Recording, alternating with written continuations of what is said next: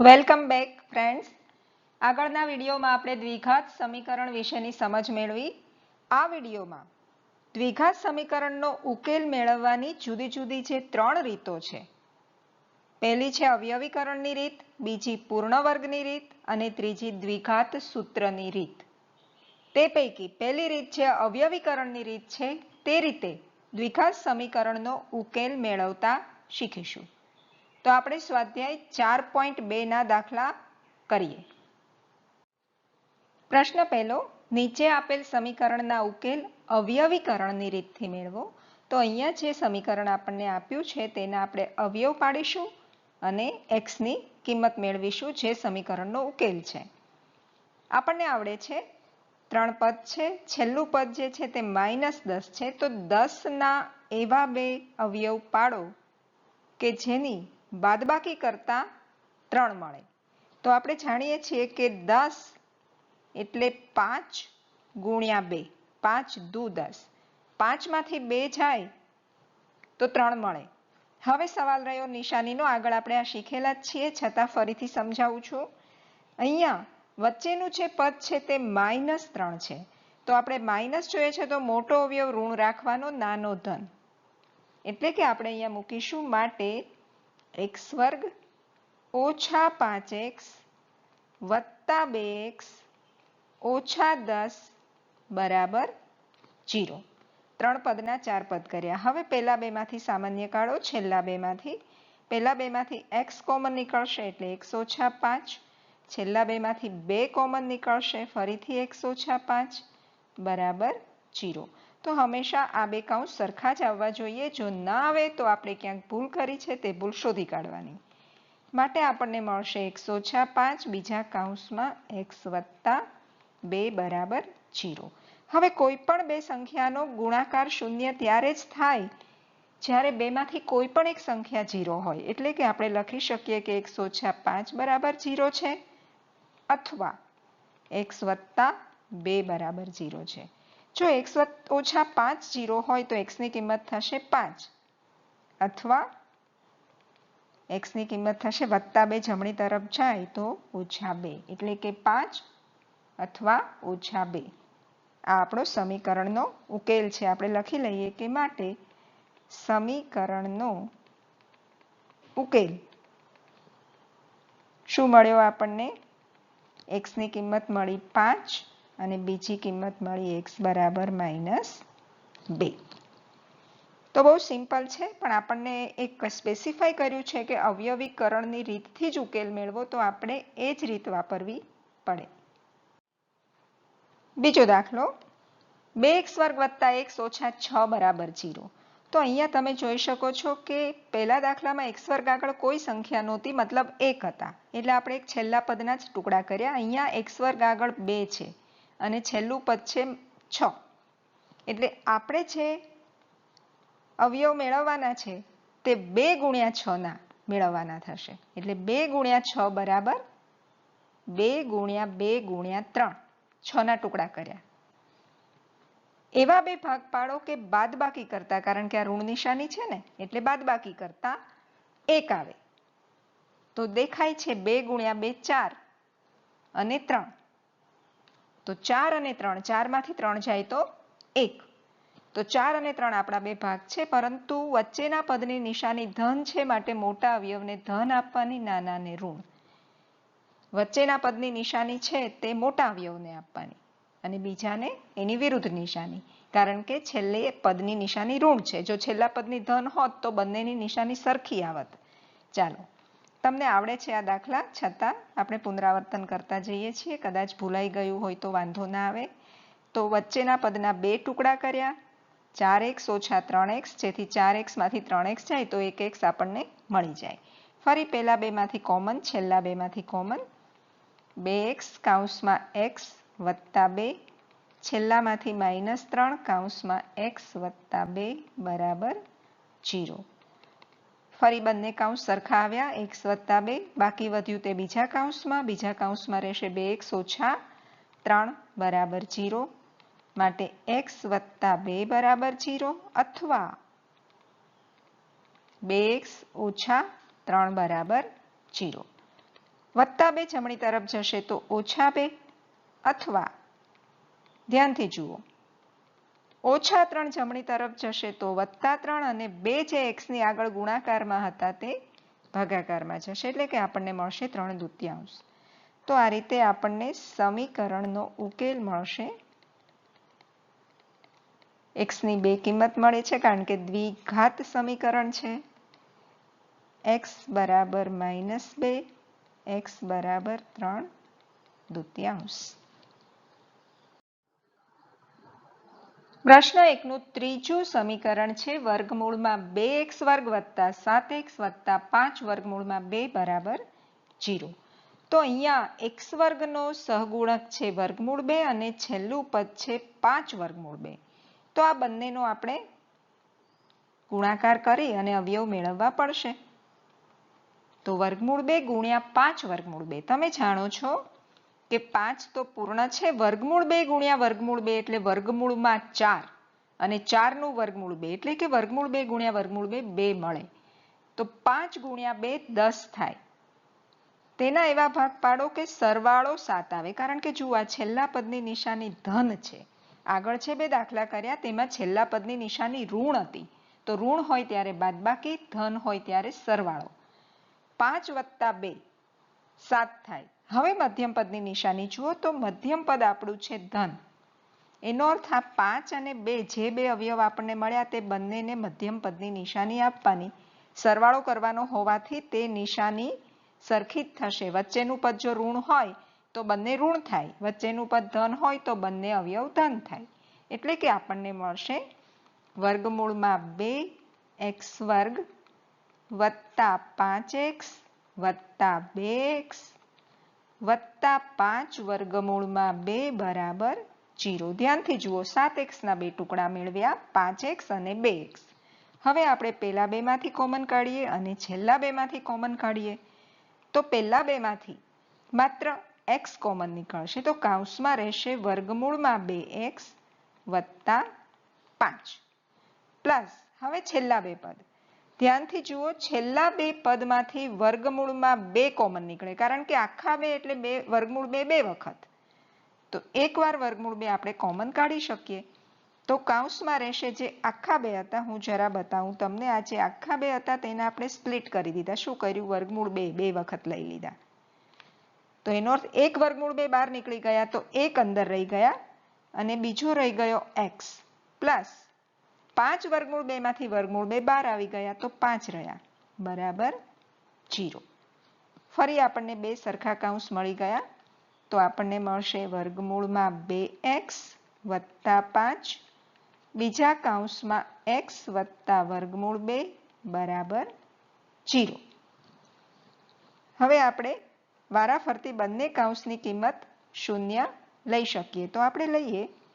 માટે વર્ગમૂળમાં 2x વત્તા 5 બરાબર 0, અથવા x વત્તા વર્ગમૂળ 2 બરાબર 0.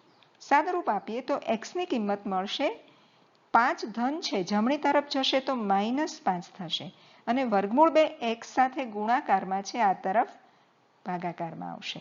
અથવા x બરાબર વત્તા વર્ગમૂળ 2 છે, જમણી તરફ જશે તો ઓછા વર્ગમૂળ 2, નિશાની બદલાઈ જશે. તો આમ સમીકરણના બે ઉકેલ મળશે. x બરાબર -5 ના છેદમાં વર્ગમૂળ 2 અને x બરાબર -વર્ગમૂળમાં 2. આપણું ચોથું સમીકરણ છે 2x² ઓછા x વત્તા 1 અષ્ટમાંશ બરાબર 0. આવું હોય ત્યારે બિલકુલ મૂંઝાવાનું નહીં, લસા લઈ લેવાનો. લસા લઈશું એટલે પહેલા પદ સાથે 8 ગુણાશે તો આપણને મળશે 8 દુ 16x². વચ્ચેના પદ સાથે ગુણાશે તો -8x, અને છેલ્લા પદના પાસે તો છેદમાં 8 છે જ, એટલે 1 ના 1 તેને ગુણવાના નથી, બરાબર 0. તો હવે આપણું સમીકરણ બની ગયું 16x² ઓછા 8x વત્તા 1 બરાબર 0. હવે આ દાખલો બે રીતે થઈ શકે. એક તો જો તમને ખ્યાલ હોય પૂર્ણ વર્ગ બહુપદીનો, તો આ બહુપદી પૂર્ણ વર્ગ છે, માટે આ સમીકરણ પણ પૂર્ણ વર્ગ થશે. પૂર્ણ વર્ગ કોને કહેવાય? પહેલા પદનું વર્ગમૂળ છેલ્લા પદનું વર્ગમૂળ ગુણ્યા 2, તો મધ્યમ પદ મળી જતું હોય. હવે ધારો કે તમને પૂર્ણ વર્ગ મગજમાં ના આવ્યું તો આપણી જે રીત છે તે રીતે તો થશે જ. જેમ કે અહીંયા x વર્ગનો સહગુણક છે 16 અને છેલ્લું પદ છે 1, એટલે કે તમારે 16 ગુણ્યા 1ના એવા ભાગ પાડો કે જેથી છેલ્લું પદ ધન છે, સરવાળો 8 આવે. તો 16ના ટુકડા થશે 4 ગુણ્યા 4 ગુણ્યા 1નો તો તેની તે સંખ્યા રહેવાની છે, એટલે 1 વડે ના ગુણીએ તો પણ ફરક નથી પડતો. અહીંયા જોઈ શકાય છે કે 4 ને 4 8 થાય, એટલે કે વચ્ચેનું પદ જે ઋણ છે તે આ બંને અવયવ આપણા 4 મળ્યા તેને બંનેને નિશાની આપવી પડશે ઋણ, એટલે કે ઋણ 4 અને ઋણ 4 ઋણ 8 થઈ જાય, વચ્ચેનું પદ મળી જાય. એટલે આપણે લખી શકીએ કે માટે 16x વર્ગ ઓછા 4x ઓછા 4x વત્તા 1 બરાબર 0. પેલા બેમાંથી સામાન્ય કાઢો, છેલ્લા બેમાંથી 4 કોમન નીકળશે અને x પણ કોમન નીકળશે. તો શું થશે? 4 ગુણ્યા 4 16 એટલે 4x ઓછા 1 બાકી રહેશે કૌંસમાં, અને છેલ્લામાંથી -1 કોમન નીકળશે તો મળશે 4x ઓછા 1, ઓછા ઓછા વત્તા 1 થઈ જશે બરાબર 0.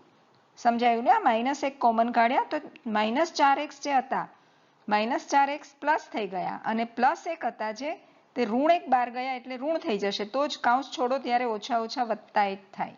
ચાલો કયો કૌંસ કોમન આવ્યો? 4x ઓછા 1 કોમન. બીજા કૌંસમાં પણ 4x ઓછા 1 બરાબર 0. આગળ જેમ કર્યું તેમ 4x ઓછા 1 બરાબર 0 અથવા 4x ઓછા 1 બરાબર 0.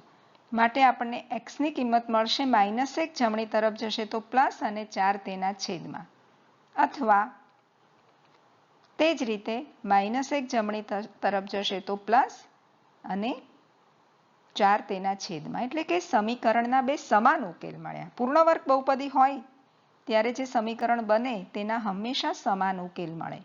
તો આપણે લખી લઈએ. પાંચમો પ્રશ્ન, ઉકેલ આપણે લખ્યા x બરાબર 1/4 અને 1/4. પાંચમું સમીકરણ આપણી પાસે છે 100x નો વર્ગ ઓછા 20x વત્તા 1 બરાબર 0. ચાલો તો અહીંયા પણ આપણે જોઈ શકીએ છીએ કે આ પણ પૂર્ણ વર્ગ બહુપદી છે. હવે આ દાખલો છે આગળ જે આપણે આ રીતો કરી તેનાથી પૂર્ણ વર્ગની રીતે કરીએ જેથી એ પણ તમને સમજાય છે. તો અહીંયા જુઓ પૂર્ણ વર્ગ છે કઈ રીતે ખબર પડે? પહેલા પદનું વર્ગમૂળ એટલે કે 10x નો વર્ગ અને છેલ્લું પદ 1 છે એટલે કે 1 નો વર્ગ. 1 નું વર્ગમૂળ 1 જ થાય. તો મધ્યમ પદ આપણને મળશે 2 ગુણ્યા પહેલા પદનું વર્ગમૂળ અને છેલ્લા પદનું વર્ગમૂળ. જુઓ મધ્યમ પદ થશે 10 દુ 20x જે ઓલરેડી છે જ આપણી પાસે રકમ, એનો અર્થ આ બહુપદી પૂર્ણ વર્ગ છે. આ પૂર્ણ વર્ગ બહુપદીની કેરેક્ટરિસ્ટિક છે કે પહેલું ને છેલ્લું પદ ધન હોય અને બંને પૂર્ણ વર્ગ પદો, એટલે કે તેનું વર્ગમૂળ આપણને પૂર્ણાંકમાં મળી શકે.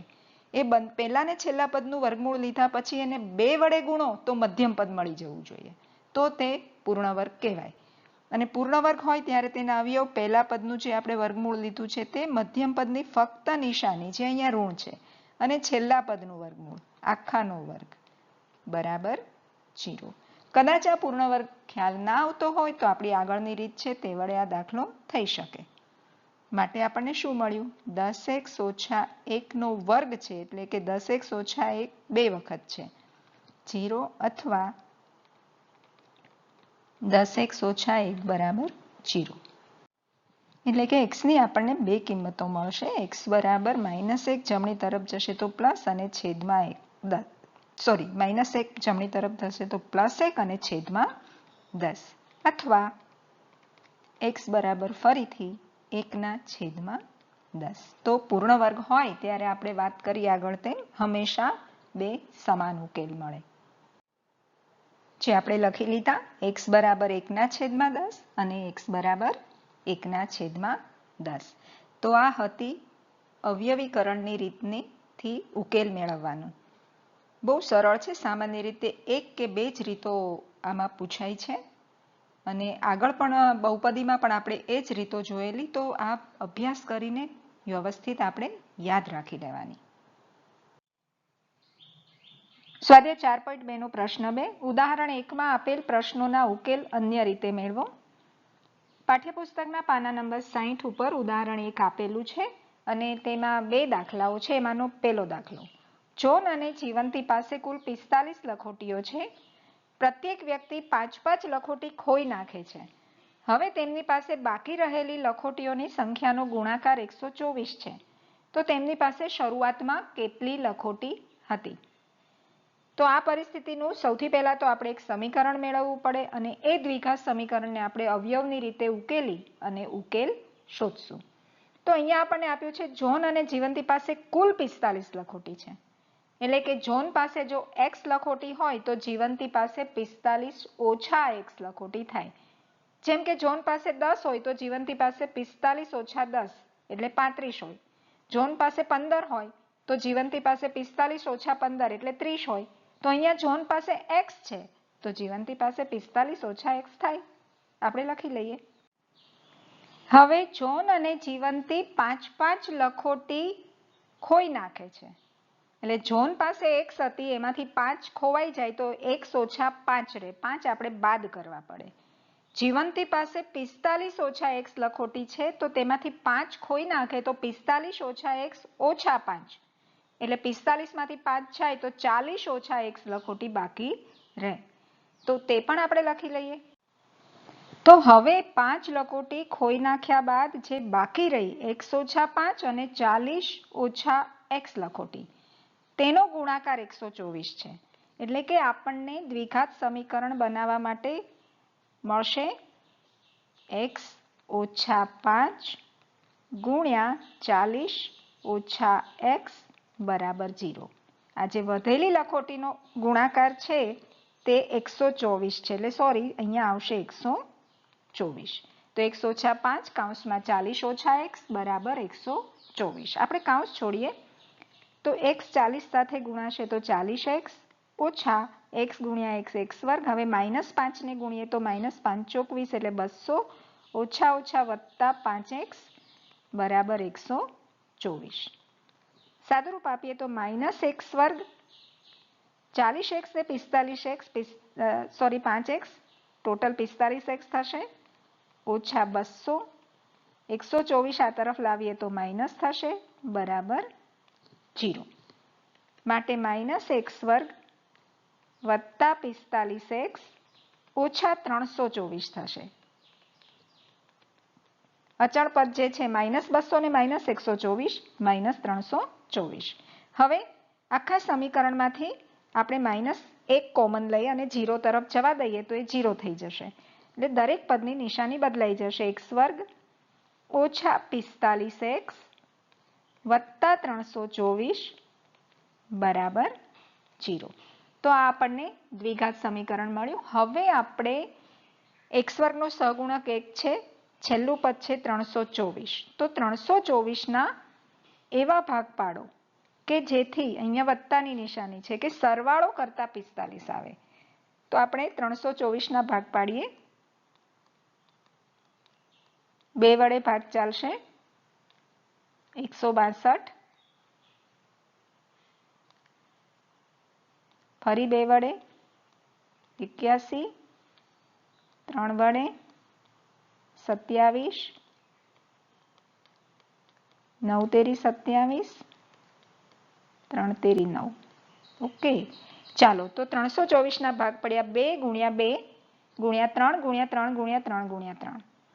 હવે 45 જોઈએ છે તો આપણે રેન્ડમલી જોઈએ કે ધારો કે આપણે આ 4 સંખ્યાનો ગુણાકાર કરીએ તો 2 દુ 4 તેરી 12 તેરી 36 અને બાકી વધ્યા 3 તેરી 9.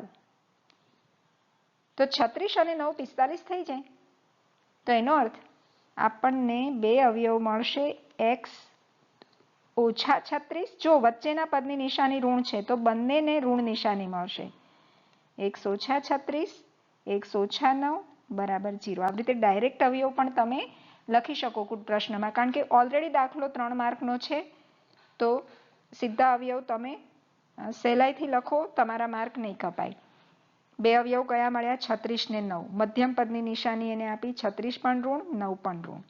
માટે આપણે કહી શકીએ કે x ઓછા 36 બરાબર 0 અથવા x ઓછા 9 બરાબર 0.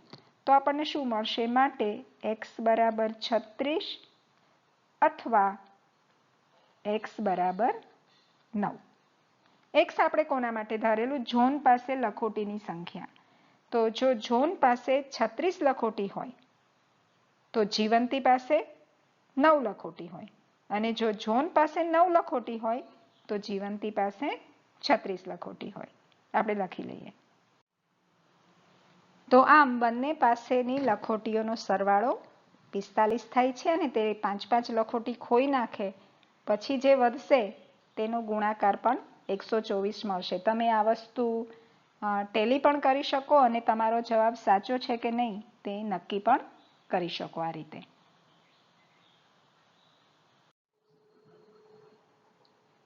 પ્રશ્ન 2 માં બીજી પરિસ્થિતિ, જે આપણે ઉદાહરણ 1 માં 2 પ્રશ્ન આપ્યા છે તેમાંનો બીજો. એક કુટીર ઉદ્યોગ એક દિવસમાં કેટલાક રમકડા બનાવે છે. પ્રત્યેક રમકડું બનાવવાનો ખર્ચ રૂપિયામાં 55 માંથી એક દિવસમાં ઉત્પાદિત થતા રમકડાની સંખ્યા બાદ કરીએ તેટલો છે. કોઈ એક ચોક્કસ દિવસે ઉત્પાદન ખર્ચ રૂપિયા 750 છે. આપણે તે દિવસે ઉત્પાદિત રમકડાની સંખ્યા જાણવી છે. તો સૌથી પહેલા તો આ રકમ બરાબર સમજો. શું આપ્યું છે? 55 માંથી એક દિવસમાં ઉત્પાદિત થતા રમકડાની સંખ્યા બાદ કરીએ તેટલો રમકડું બનાવવાનો ખર્ચ છે. તો આપણે ધારો કે ઉત્પાદિત રમકડાની સંખ્યા x ધારી લઈએ, તો 55 માંથી x બાદ કરીએ તેટલો એક રમકડું બનાવવાનો ખર્ચ થાય, એટલે કે 55 ઓછા x. તો ધ્યાનથી રકમ વાંચજો એટલે આ તરત જ સમજાઈ જશે. તો આપણે ધારી લઈએ કે ધારો કે ઉત્પાદિત રમકડાની સંખ્યા બરાબર x, માટે એક રમકડું બનાવવાનો ખર્ચ બરાબર 55 ઓછા x.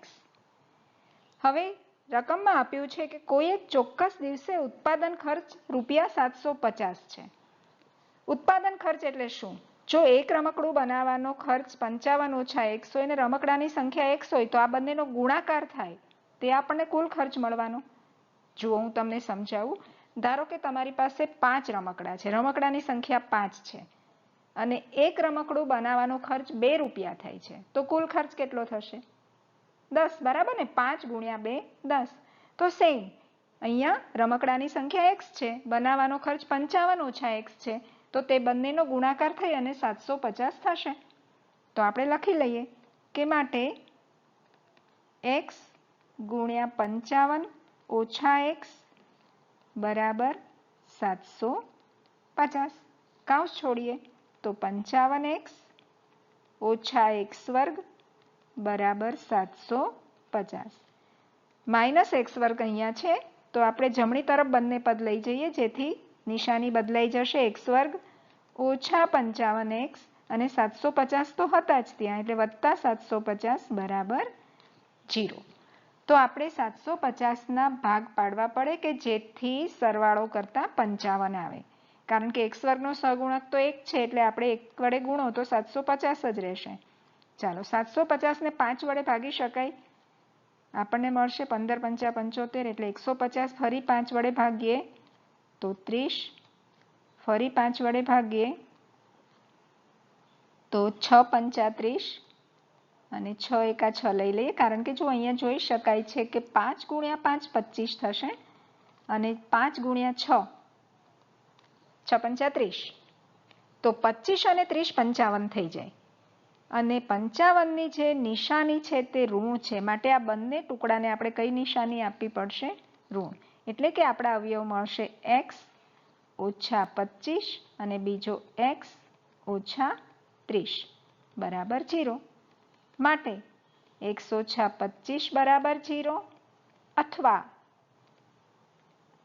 x ઓછા 30 બરાબર 0. માટે x ની કિંમત આપણને મળશે ઓછા 25, જમણી તરફ જાય તો વત્તા થાય એટલે કે x બરાબર 25 અથવા x બરાબર 30. તો એનો અર્થ એ થયો કે જો ઉત્પાદિત રમકડાની સંખ્યા 25 હોય તો બનાવવાનો ખર્ચ 30 થાય અને સંખ્યા 30 હોય તો ખર્ચ 25 થાય. પરંતુ આપણને ફક્ત પૂછ્યું છે કે ઉત્પાદિત રમકડાની સંખ્યા જાણવી છે. તો તો એનો ઉત્પાદિત રમકડાની સંખ્યા 30 અથવા 25 હોય. આપણે તે લખી લઈએ. કારણ કે અહીંયા ઉત્પાદિત રમકડાની સંખ્યા આપણે x ધારી છે, તો x ની બે કિંમત મળી, 25 અને 30. એટલે રમકડાની સંખ્યા કાં તો 30 હોય અથવા 25 હોય. પ્રશ્ન 3. બે એવી સંખ્યાઓ શોધો કે જેમનો સરવાળો 27 અને ગુણાકાર 182 હોય. તો આ કૂટ પ્રશ્ન રકમવાળા કૂટ પ્રશ્ન છે. દરેક કૂટ પ્રશ્નની દરેકની પોતાની એક રીત છે દ્વિઘાત સમીકરણ મેળવવાની. સમીકરણ મળ્યા પછી તમે કોઈ પણ રીતે તેને ઉકેલી શકો. અત્યારે તો આપણે અવયવની રીત જ શીખ્યા છીએ, તો આપણે તે રીતે જ ઉકેલશું. પરંતુ દરેક કૂટ પ્રશ્ન ધ્યાનથી સમજો, જેથી સહેલાઈથી તમે સમીકરણ બનાવી શકો. તો અહીંયા બે સંખ્યાઓ આપી છે, તો આપણે ધારો કે એક સંખ્યા x ધારીએ, તો બીજી કઈ થશે? સરવાળો 27 છે, તો બીજી 27 ઓછા x થાય. આગળના કૂટ પ્રશ્નમાં આપણે સમજ્યા છીએ, તો લખી લઈએ. હવે બે સંખ્યા ધારી લીધા પછી આપણને આપ્યું છે કે તેનો ગુણાકાર 182 છે. એટલે ગુણાકાર જે આપેલી બે સંખ્યા છે તેનો 182 છે. તો એ બે સંખ્યા છે x અને 27 ઓછા x બરાબર 182. કૌંસ છોડો, 27x ઓછા x વર્ગ બરાબર 182. ફરી માઇનસ x વર્ગ જમણી તરફ લઈ જાઓ તો પ્લસ, અને 27x લઈ જશો તો તે માઇનસ થઈ જશે. 182 તો એ જ તરફ હતા, એટલે એની નિશાની બદલવાની નથી. ચાલો, x વર્ગનો સહગુણક 1 છે, એટલે આપણે 182 ના એવા ભાગ પાડો કે જેથી સરવાળો 27 આવે. તો 182 ના ટુકડા કરીએ આપણે, તો 2 થી ભાગ ચાલશે. 9 દુ 18 અને 2 એકા 2 અને 13 સત્તા 91. ઓકે, 13. તો અહીંયા જોઈએ 7 દુ 14 અને 13. 14 ને 13 27 થઈ જાય. તો અહીંયા આપણને બે ટુકડા મળ્યા, 14 અને 13. હવે વચ્ચેનું પદ છે તેની ઋણ નિશાની છે, માટે બંનેને નિશાની આપવી પડશે ઋણ. તો આપણને મળશે બે અવયવ x ઓછા 14 અને x ઓછા 13 બરાબર 0. માટે x ઓછા 14 બરાબર 0 અથવા x ઓછા 13 બરાબર 0. જમણી તરફ લઈ જઈએ 14 ને તો ઋણ છે તો ધન થઈ જશે, અને તે જ રીતે 13 ને લઈ જઈએ તો તે પણ ધન થઈ જશે. એટલે આપણને x ની બે કિંમત મળશે, 14 અથવા 13. તો આપણને પૂછ્યું છે કે બે સંખ્યાઓ શોધો, તો એક સંખ્યા 13 અને બીજી સંખ્યા 14. લખી લઈએ. માટે માગેલ સંખ્યાઓ 13 અને 14 છે. પ્રશ્ન 4. જેના વર્ગોનો સરવાળો 365 થાય એવી બે ક્રમિક ધન પૂર્ણાંક સંખ્યાઓ શોધો. આપણે જાણીએ છીએ કે ક્રમિક સંખ્યાઓ કોને કહેવાય? 5, 6, 15, 16, 102, 103 આ ક્રમિક સંખ્યા. તો કોઈ એક સંખ્યામાં એક ઉમેરો તો તેની ક્રમિક સંખ્યા મળી જાય, અથવા એક બાદ કરો તો પણ બે ક્રમિક સંખ્યા જ બનશે. આપણે ધારીએ છીએ કે ધારો કે એક સંખ્યા x છે તો બીજી x વત્તા 1. લખી લઈએ કે બે ક્રમિક સંખ્યાઓ x અને x વત્તા 1 છે. હવે આ બે ક્રમિક સંખ્યાઓના વર્ગોનો સરવાળો 365 છે. તો પેલી ક્રમિક સંખ્યા છે x, તેનો વર્ગ કરીએ, અને સરવાળો છે એટલે વત્તાની નિશાની. બીજી ક્રમિક સંખ્યા છે x વત્તા 1, તેનો વર્ગ. આ સરવાળો છે 365. સાદુરૂપ આપીએ તો x વર્ગ વત્તા, તમને ખ્યાલ છે આનું સૂત્ર, પેલા પદનો વર્ગ 2 ગુણ્યા પેલું બીજું એટલે 2x વત્તા બીજા પદ એટલે 1 નો વર્ગ 1 બરાબર 365. માટે x વર્ગ અને x વર્ગ 2x વર્ગ વત્તા 2x વત્તા 1 365 આ તરફ લાવીએ તો માઇનસ થશે બરાબર 0. સાદુરૂપ આપીએ તો 2x વર્ગ વત્તા 2x 365 ઋણ છે, એક ધન છે, મોટામાંથી નાનું બાદ કરો, મોટાની નિશાની મૂકો તો માઇનસ 364 બરાબર 0. આખા સમીકરણમાંથી બે કોમન નીકળી જાય છે, તો કોમન કાઢી લઈએ. x વર્ગ વત્તા x ઓછા 182 182 બરાબર 0. જે બે કોમન નીકળ્યા તે 0 ના છેદમાં ગયા તો 0 થઈ ગયા, એટલે લખવાની જરૂર પડશે નહીં. ફરી અહીંયા 182 ના એવા ભાગ પાડો કે અહીંયા નિશાની ઋણ છે, બાદબાકી કરતા 1 આવે, વચ્ચેનું પદ 1x છે માટે 1 લાવવાના છે. તો આગળના દાખલામાં જ આપણે જોયા 182 ના બે ટુકડા 14 અને 13 હતા. ભૂલી ગયા હો તો આપણે ફરી બતાવી દઈએ. 182 2 9 દુ 18 13 સત્તા 91. તો અહીંયા આપણને બે ટુકડા મળેલા 7 દુ 14 અને 13. 14 માંથી 13 જાય તો 1, અને આગળ આપણે વાત કરેલી કે બાદબાકી કરીને લાવવાનું હોય ત્યારે વચ્ચેના પદની જે નિશાની છે તે મોટાને આપો અને બાકીનાને માઇનસ આપો. 14 માંથી 13 જાય તો 1. તો આ વખતે હવે આપણા અવયવ પડશે x વત્તા 14 અને x ઓછા 13 બરાબર 0. માટે x વત્તા 14 બરાબર 0 અથવા x ઓછા 13 બરાબર 0. 14 આ તરફ જશે તો માઇનસ થશે એટલે x બરાબર -14 અથવા x બરાબર 13. અહીંયા આપણને કહ્યું છે કે બે ક્રમિક ધન પૂર્ણાંક સંખ્યાઓ, તો -14 ધન નથી ઋણ છે, તો આ શક્ય નથી. તો એનો અર્થ આપણી ક્રમિક સંખ્યાઓ આપણને મળી 13 અને 14. માટે માગેલ સંખ્યાઓ 13 અને 14 છે. દરેક કૂટ પ્રશ્નની પોતાની રીત છે, દરેક રીત સમજી લો જેથી કોઈ પણ પૂછાય તો આપણને આવડે. પ્રશ્ન 5. એક કાટકોણ ત્રિકોણનો વેધ તેના પાયા કરતા 7 સેમી નાનો છે. જો કર્ણની લંબાઈ 13 સેમી હોય તો બાકીની બે બાજુના માપ શોધો. તો અહીંયા એક કાટકોણ ત્રિકોણ ABC આપણે દોર્યો છે. હવે તેમાં વેધ પાયા કરતા 7 સેમી નાનો છે. વેધ નાનો છે પાયા કરતા, એટલે આપણે પાયો ધારી લઈશું x. પાયો એટલે BC આપણો પાયો છે. ધારો કે આપણે પાયો BC છે તેના માટે 1 સેમી ધાર્યું, તો તેનો વેધ જે છે તેના કરતા 7 સેમી નાનો છે, એટલે આ થશે 1 ઓછા 7 સેન્ટીમીટર. અને તેનો કર્ણ, કાટખૂણાની સામેની બાજુ કર્ણ, તે 13 સેન્ટીમીટર આપેલી છે. તો આ રીતે આપણને 3 બાજુઓ કાટખૂણાની મળી ગઈ. તો પાયથાગોરસ સહેલાઈથી વપરાશે. તો પહેલા તો આપણે જે ધાર્યું છે તે લખી લઈએ. પાયો x અને વેધ 1 ઓછા 7. તો પાયથાગોરસના પ્રમેય મુજબ આપણને શું મળશે? AB નો વર્ગ વત્તા BC નો વર્ગ બરાબર AC નો વર્ગ. કાટખૂણો બનાવતી બાજુના વર્ગોનો સરવાળો કર્ણના વર્ગ જેટલો હોય. AB છે 1 ઓછા 7, BC છે x અને AC છે 13. ચાલો બધાનો વર્ગ કરીએ તો આપણને મળશે પહેલા જે 1 ઓછા 7 નો વર્ગ છે તેનું વિસ્તરણ, પહેલા પદનો વર્ગ ઓછા 2 ગુણ્યા પેલું બીજું એટલે 7 દુ 14x વત્તા બીજું પદ છે 7 તેનો વર્ગ એટલે 49 વત્તા x વર્ગ બરાબર 13 નો વર્ગ થશે 169. સાદુરૂપ આપીએ તો x વર્ગ અને x વર્ગ 2x વર્ગ ઓછા 14x વત્તા 49 અને 169 આ તરફ લઈએ તો માઇનસ થઈ જશે. તેનું આપણે ફરીથી સાદુરૂપ આપીએ તો 2x વર્ગ ઓછા 14x 169 માંથી 49 બાદ કરીએ તો માઇનસ મોટાની નિશાની -120 બરાબર 0. આખું સમીકરણમાંથી 2 કોમન નીકળી જાય છે. તો x વર્ગ ઓછા 7x ઓછા 60 બરાબર 0. 60 ના એવા ભાગ પાડો કે જેથી બાદબાકી કરતા 7 આવે.